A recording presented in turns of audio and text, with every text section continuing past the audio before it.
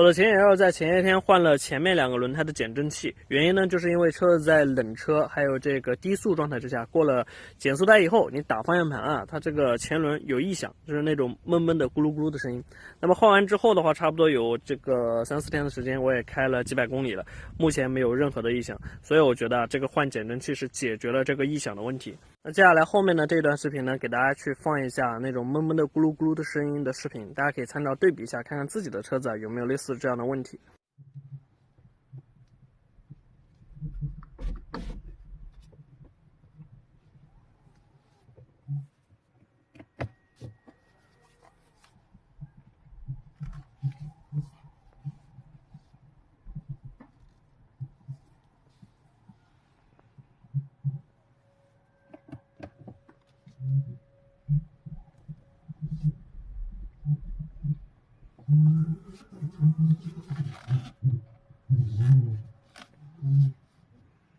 那如果你的前野 L 呢也有类似这样的声音呢，大概率应该是减震器的问题，建议尽早到 4S 店去检查，或者是索赔一个新的减震器，因为减震器它也是有这个质保时间的，印象当中好像是3年6万公里，过了质保期的话，你去索赔那就要付钱了，好像是200多一个啊。那这条视频呢，希望对大家用车有所帮助，我是麦克马，喜欢的话点个关注，我们下期再见。